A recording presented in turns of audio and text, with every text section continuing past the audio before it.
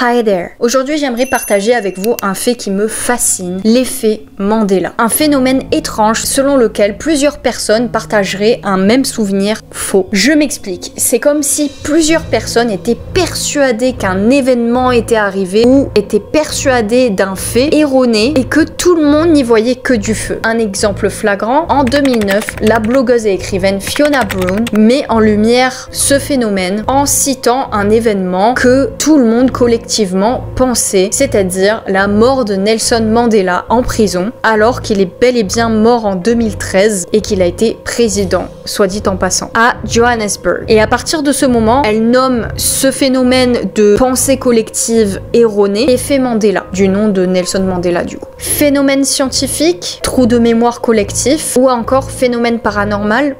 C'est ce que nous allons tenter de voir ensemble aujourd'hui. Si ces sujets insolites de paranormal ou true crime t'intéressent, ou encore l'apprentissage de l'anglais, je t'invite à t'abonner et n'hésite pas à me suivre sur tous les réseaux sociaux, je suis présente de partout en fait. Mais je te laisse avec le générique.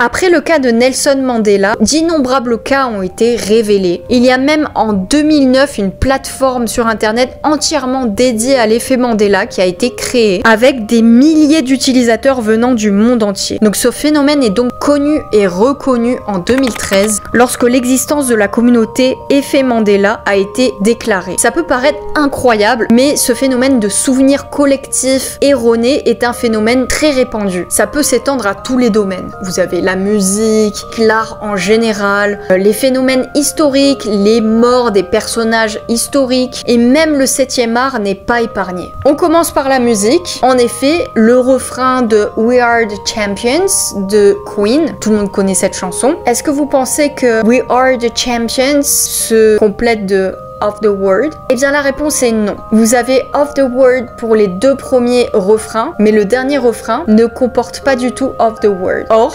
énormément de gens et de fans, pardon pour les puristes, pensent que toute la chanson et tous les refrains se complètent de ces paroles-là. C'est pour ça que Queen, à tous ses concerts, le chantait, peut-être par pitié pour le public, on ne sait pas. Un autre exemple géographique. Combien d'États comptent les États-Unis? 48? 52 ou 50? La réponse est simple, 50. Et oui, on compte l'Alaska et Hawaï. Par contre, Washington DC et Porto Rico ne comptent pas, vu que Washington DC est juste un territoire américain et non pas un État. Vous allez me dire, bon, c'est des connaissances qui peuvent tromper pas mal de gens, c'est pas forcément un effet Mandela, c'est pas un phénomène paranormal sorti de je ne sais où, mais attendez, il y a d'autres exemples en stock. Parce qu'ici, si beaucoup de personnes se trompent, c'est que peut-être que les gens confondent facilement les chiffres. En effet, le cerveau n'est pas un disque dur, loin de là, sinon ça se saurait. Mais ça devient délicat lorsque des millions de personnes pensent la même chose en même temps. Pas une, pas deux, pas trois, des millions. Tiens, par exemple, la réplique de Luke dans Star Wars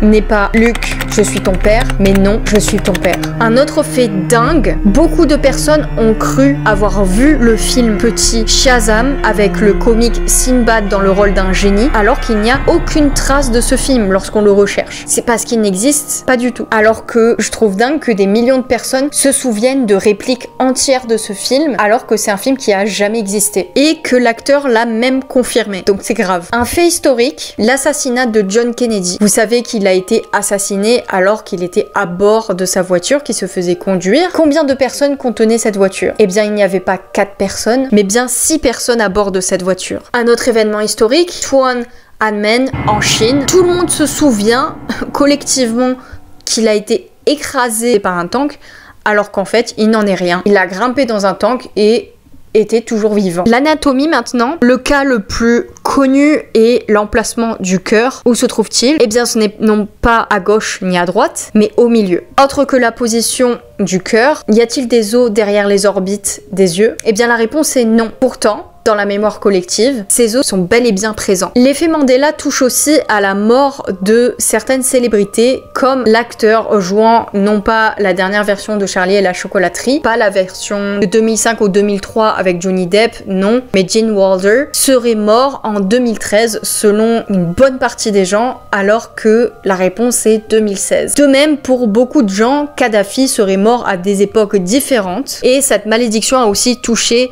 Bill Nye, un comédien, un animateur télé américain, qui serait mort en 2009 alors qu'il est toujours vivant en fait. Parlons des monuments historiques maintenant. Les pyramides de Gizeh. Énormément de gens pensent qu'il y a 3 pyramides, or il y en a 6. Et oui, il y a 3 petites pyramides reliées à la pyramide de Mykérinos qui sont nommées les pyramides des reines. Et le meilleur pour la fin, la Statue de la Liberté qui a été construite en 1882. Comme vous savez, un des architectes c'était Gustave Eiffel et emmenée aux États-Unis en 1885. Il y a énormément de gens qui pensent que l'accès à la torche est toujours ouvert au public. Or, il a été bel et bien fermé il y a 100 ans. L'emplacement maintenant de la Statue de la Liberté se trouve non pas à Ellis Island, mais sur Liberty Island. Et il y a bon nombre d'autres exemples, je mettrai toute la nuit à les citer. Vous avez des logos, vous avez énormément de choses, je vous mets quelques exemples.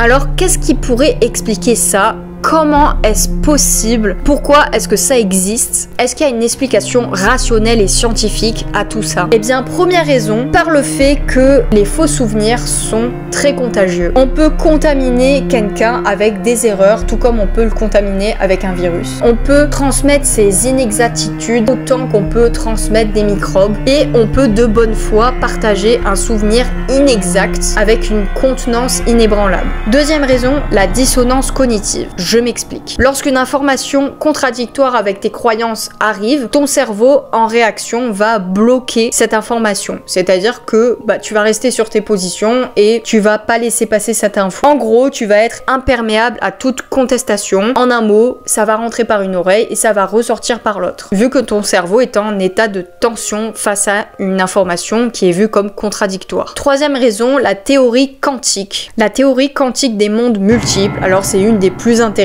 et c'est celle qu'on attendait, je pense. Est-ce une explication rationnelle? Ça se rapproche beaucoup des glitches dans la matrice, vous savez, ces bugs dans la matrice que vous voyez dans Matrix, ces impressions de déjà-vu. C'est une théorie selon laquelle une infinité de réalités coexistent. Dans l'une d'elles, DiCaprio aurait même remporté un Oscar en 2016. Waouh! Super, il le méritait. Why not? Ça se rapproche beaucoup de la théorie des états relatifs. En 1957, le physicien Hugh Everett affirme que 2 particules peuvent se dédoubler et interagir instantanément.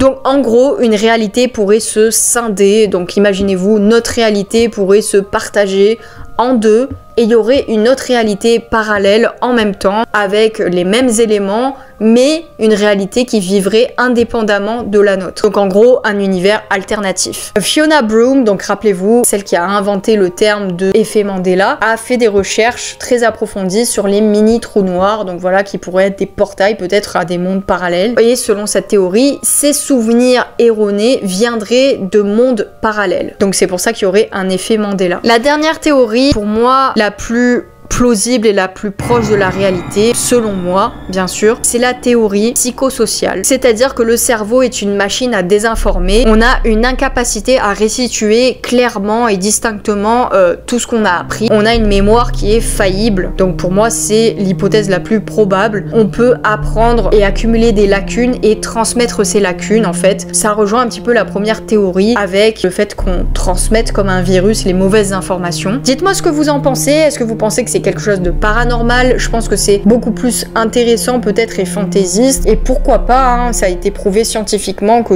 si 2 particules peuvent se partager, peut-être que notre monde entier peut se partager. Peut-être que ça fait un peu savant fou dit comme ça, mais bon voilà, on a le droit de rêver. Après, je pense que c'est plutôt une histoire de désinformation, d'ignorance et parfois tout simplement, bah voilà, on s'en fout un peu, donc on oublie certaines choses et par fainéantise un peu intellectuelle, et c'est pas un reproche vu qu'on vit avec plein d'informations qui sont mauvaises en fait. Donc voilà, je trouvais ce sujet intéressant. Dites-moi dans les commentaires vos théories, j'ai hâte de les lire, et dis-moi si t'as un autre sujet, voilà, que t'aimerais que je traite. N'oubliez pas de liker la vidéo, de la partager et de me rejoindre sur TikTok, c'est très important. And remember, you rock!